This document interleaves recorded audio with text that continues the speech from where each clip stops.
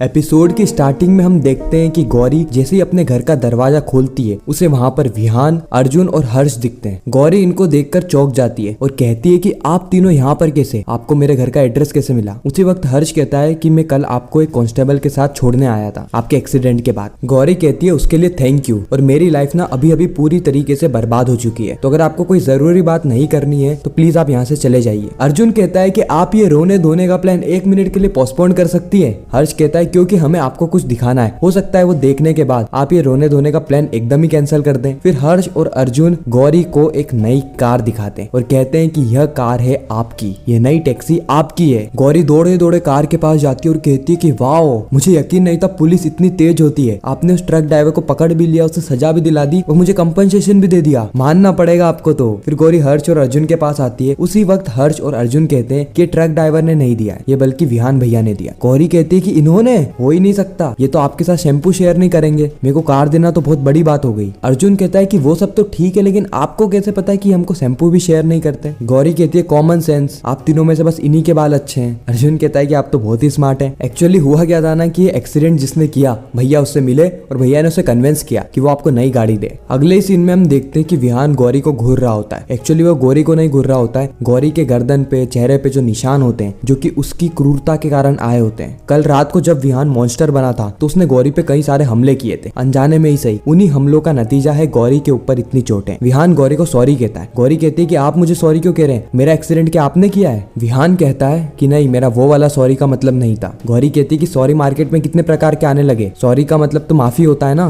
तो आप मुझसे माफी क्यों मांग रहे हैं? विहान कहता है कि मुझे आपके लिए बुरा लग रहा है कि आपके साथ ये सब हुआ। गौरी कहती है अच्छा तो ऐसा बोलो ना, बुरा तो हुआ है। उसी वक्त वहाँ पर गौरी की माँ आ जाती है। गौरी की माँ कहती है कि लाडो, वाह यार, गजब काम करा तूने, नए कस्टमर भी ढूंढ लिए, बहुत बढ़िया। अर्जुन कहता है हेलो आंटी। गौरी की माँ कहती है कि मैं आंटी लग रही हूँ। अर्जुन कहता है कि नहीं सॉरी, लेकिन आप मुझे ये बताइए कि आपके इस घर में कोई फैंसी ड्रेस कंपटीशन है क्या जो आप इससे तैयार होकर आई है? गौरी की माँ कहती है कि ये मेरे काम के कपड़े। अर्जुन पूछता है कैसे काम? गौरी की माँ कहती है जिसके लिए आप सब लोग यहाँ पर आए हैं, नाच गाना, बताइए आपके घर में मैं किसको भेजूं, बड़ी बेटी को या छोटी बेटी को? दोनों ही स्टेज पे ऐसा नाचती है कि सभी लोगों के रोंगटे खड़े हो जाते हैं। विहान को उसके बचपन की बातें याद आने लगती है, जहाँ पर कोई उसे कह रहा होता है कि विहान की माँ तो नाचने वाली थी। विहान यहाँ पे गौरी की माँ को कहता है कि नहीं नहीं, हम यहाँ पे नाच गाने के लिए नहीं आए थे, हम यहाँ पर आए थे क्योंकि इनका एक्सीडेंट हुआ था। यह सुन के गौरी की माँ चिल्लाने लगती है, कहती है कि आपने एक्सीडेंट किया है? गाड़ी में जो कांच होता है ना, वो कंघी करने के लिए नहीं होता, आगे पीछे देखने के लिए होता है ताकि किसी का एक्सीडेंट ना हो। आप अमीर लोग होते ही ऐसे, हम गरीबों को देखते और परेशान करने लग जाते हैं। अब यहाँ पे किस लिए आए? गौरी कहती कि माँ रुक जाओ, मुझे बात कर लेने दो, आप बीच में मत आओ। गौरी की माँ कहती कि तू चुप रहे, इन अमीरों से तुम्हें पैसे लेके रहूंगी। विहान कहता है कि आपको कितने पैसे चाहिए? गौरी की माँ थोड़ी ओवर एक्टिंग करने लगती है और कहती है कि वो हमारी गाड़ी नहीं थी, हमारा परिवार था, मैं मेरी बेटी को एक खरोच भी नहीं आने देती, कुल मिला के 50,000 रुपए तो बन रहे हैं। विहान कहता है कि ठीक है, आपको 50,000 रुपए मिल जाएंगे। गौरी की माँ QR बताती है। उसके बाद विहान वहां से जा ही रहा होता है और जाते आते वो 50,000 रुपए का पेमेंट कर देता है। गौरी कहती है कि पेमेंट करने की कोई भी जरूरत नहीं है, माँ कुछ भी कहती है उनकी बात पे भरोसा मत करना और ना ही उनकी बात मानना। उसी वक्त विहान अग्रेसिवली कहता है कि तुम जैसे चीप लोगों के लिए हर चीज की कीमत होती है, ये 50,000 रुपए मैंने करती है। इतना कह के विहान, अर्जुन और हर्ष तीनों ही कार में बैठ जाते हैं और गौरी यहाँ पे बहुत ज्यादा उदास हो जाती है। उसको बहुत ज्यादा गिल्ट फील हो रहा होता है क्योंकि उसकी सेल्फ रिस्पेक्ट की धज्जियां उड़ गई होती है। हर्ष और अर्जुन यहाँ पे विहान पे चिढ़ जाते हैं और कहते हैं कि भैया आप ये क्या कर रहे हैं, आपने उसके साथ इतनी रूड तरीके से बात क्यों करी? वो बेचारी कितनी गरीब है, उसका अभी एक्सीडेंट भी हुआ है। हालांकि एक्सीडेंट तो क्या है, आपने उसको चोट पहुंचाई है और वो इतना पोलाइट नेचर से बात कर रही थी और आपने उसके साथ ऐसा बिहेव किया, उसको चीप कहा। विहान कहता है कि चीप लोगों को चीप ही कहना चाहिए। अर्जुन कहता है कि नहीं भैया, इट इज नॉट फेयर, उसने अपनी जान दांव पे लगा के आपको वो कंगन पहनाया, सॉरी मतलब कंगन नहीं, वो ब्रेसलेट पहनाया, लेकिन फिर भी आप उसके साथ ऐसा बिहेव कर रहे हैं। विहान फिर हर्ष और अर्जुन को वो वीडियो दिखाता है जिसके अंदर गौरी नाच रही होती, यानी जब गौरी नाच रही होती उसी वक्त विहान ने ये वीडियो बना लिया था और यह वीडियो ये इन दोनों को दिखाता है और कहता है कि ये नचनिया है, इसके लिए हर एक एक चीज की कीमत है। अर्जुन और हर्ष को ये सारी चीजें अच्छी नहीं लगती है, लेकिन वो विहान को ज्यादा कुछ कहते भी नहीं है। विहान कहता है कि अब इस लड़की से हमारी दोबारा मुलाकात नहीं होगी। अगले ही पल हम गौरी को देखते हैं जो कि बहुत ज्यादा नाराज होती है, बहुत ज्यादा उदास होती है और बहुत ज्यादा शर्मिंदगी महसूस कर रही होती है और बैकग्राउंड में यह गाना बजता है, कहानी हमारी फसाना हमारा, गमों ने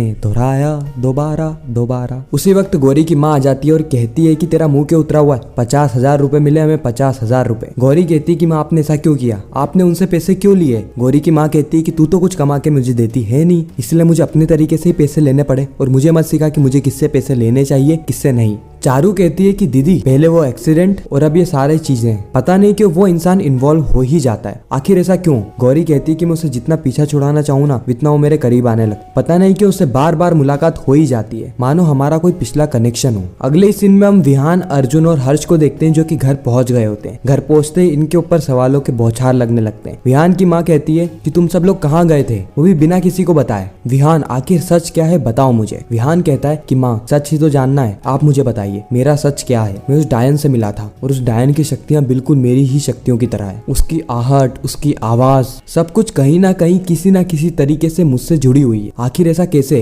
मेरा और उस डायन का क्या संबंध है, माँ मुझे बताइए। विहान की माँ कहती है कि तुम्हारा उस डायन के साथ कोई भी संबंध नहीं है, तुम मेरे बेटे हो, मुझे यही पता है। इससे आगे और इसके बाद में मुझे कुछ भी चीज पता नहीं है। विहान कहता है कि माँ आप मुझसे जरूर कुछ छुपा रही है, आप मुझे मेरा सच क्यों नहीं बता रही। क्या मुझे जिंदगी भर ऐसे ही आधे अधूरे सच के साथ जीना पड़ेगा। मैं कोई नॉर्मल इंसान नहीं हूँ, मैं इंसान ही नहीं हूँ, मैं एक मॉन्स्टर हूँ और मैं अपने भाइयों की तरह एक नॉर्मल जिंदगी नहीं जी सकता, इसलिए मुझे सच बता दीजिए। लेकिन विहान की माँ सच नहीं बताती है। अगले ही पल हम गौरी को देखते हैं जो कि अपनी कार में महादेव का एक स्टैचू रखती है और ओम नमः शिवाय कह के कार को चलाने ही वाली होती है कि उसी वक्त गौरी को एक कॉल आता है, एक अननोन नंबर से कॉल। गौरी जैसे उस कॉल को पिक करती है उसके अंदर वही फुसफुसाने की आवाज आने लगती है जो कि बार बार गौरी को पुकार रही होती है। बिल्कुल वही आवाज जो कि उस समय आई थी जब गौरी पहली बार विहान के घर में गई थी और वह डायन विहान को बुला रही थी। लेकिन गौरी को समझ में नहीं आता है कि ये कॉल किसने किया, क्यों किया, इसलिए गौरी वहां से जाने लगती है। और वहीं पर ही हम एक नकाबपोश इंसान को देखते हैं। यह कोई डायन नहीं दिख रही थी, पीछे से एक आदमी जैसा लग रहा था। लेकिन आखिर इसका क्या संबंध है, क्या यह डायन से जुड़ा हुआ है, यह तो हमें आने वाले एपिसोड्स में ही पता चलेगा।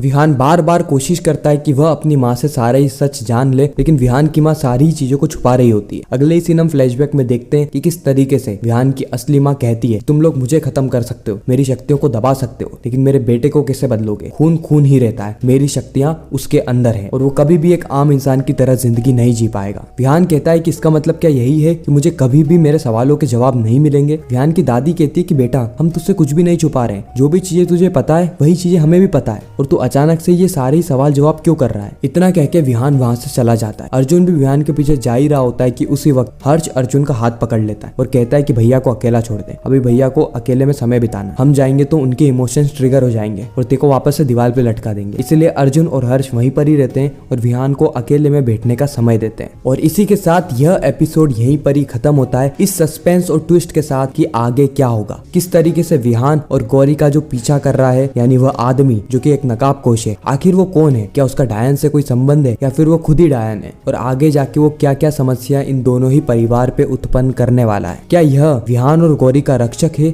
या फिर इनका भक्षक, यह सारी ही चीजें हमें जानने को मिलेगी आने वाले एपिसोड्स में। बाकी आपको यह वीडियो कैसी लगी कमेंट सेक्शन में जरूर बताना। अगर वीडियो अच्छी लगी हो तो वीडियो को लाइक करके चैनल को सब्सक्राइब करके ज्यादा से ज्यादा लोगों को ये वीडियो शेयर करना ताकि हमारी फिर से मुलाकात हो।